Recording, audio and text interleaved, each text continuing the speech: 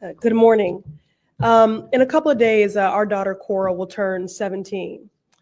And as we're looking at colleges, one factor that shapes that decision, and it's a key factor, is where she'll be able to access healthcare. That's now a part of our calculus and our decision making. This morning, she asked me, in the wake of recent events in the Middle East, are we going to be okay?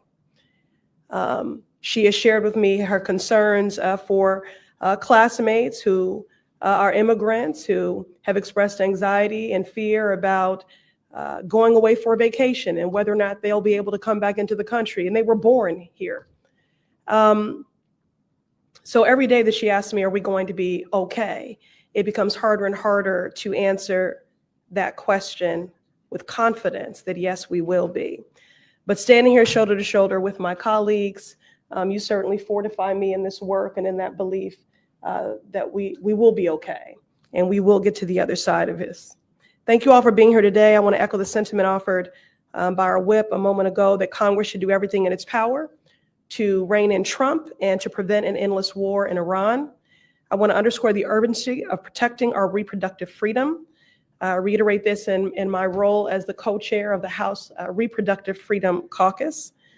So we have to do everything to protect our reproductive freedom and preventing Republicans' shameful, and it is shameful, reconciliation bill from putting necessary health care further out of reach for millions of Americans. When we say an abortion ban, what does that really mean? A nation of forced birth. A nation of forced birth. What could be more violent than that? What could be more void of common sense and compassion in a country that does not yet have universal child care, paid leave, an administration that seems to be hostile towards women, attacking our freedoms at every turn, degrading Head Start? There are 80 million Medicaid recipients in this country. 40% of births in this country are covered by Medicaid.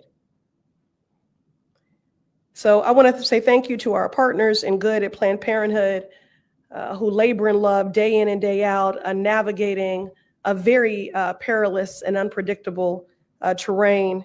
Thank you for showing up for Massachusetts to provide our constituents with essential health care.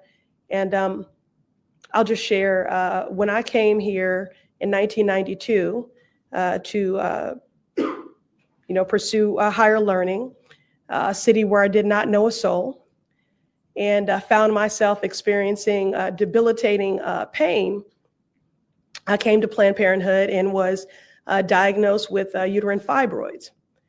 And I was met with compassion and community and embrace, and that meant everything. Again, I did not know a soul, I knew no one, but I knew that I could get answers and help at Planned Parenthood. Later, as a survivor of campus sexual assault, I also returned to Planned Parenthood for counseling and STI testing. So I just want to personally, again, just express my heartfelt gratitude for the entire team here, from security to providers and the like.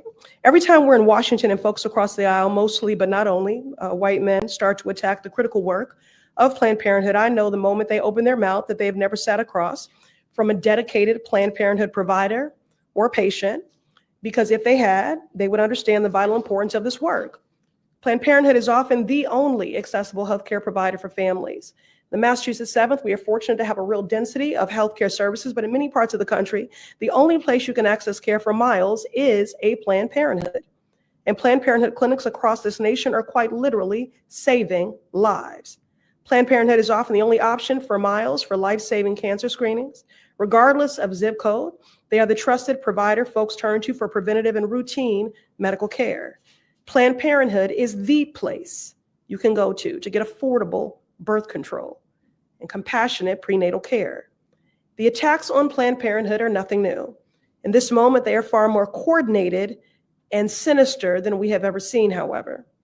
Those who aim to rob people of this essential healthcare in their communities are using every tool: the courts, complicit state houses in many states, and notably, this big, ugly bill in Congress.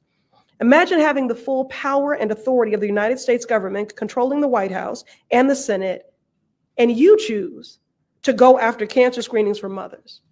The cruelty is the point. At this point, Republicans can't deny that they're actually in the business of making people across America sicker, poorer, and more vulnerable. I walked in here today with a heavy heart with Ayanna Smith on my mind. Ayanna Smith was a 30-year-old nurse and the mother to a vibrant 6-year-old. When she experienced debilitating headaches, her pain was dismissed, not believed. She was sent home from the hospital without the care she needed. She woke up gasping for air, arrived at the hospital, and shortly thereafter was declared brain dead. The blood clots the doctors had missed had claimed her life. But to be a Black woman in America means that not only was Ayanna's pain dismissed and her son robbed of a mother, no, because of an extreme abortion ban in Georgia, the hospital stated that they could not take her off of life support. And because she was 9 weeks pregnant when she was declared brain dead, about a month past a missed period, the hospital would not allow Ayanna's family to make sensitive end-of-life medical decisions for their loved one. The hospital made her body an incubator.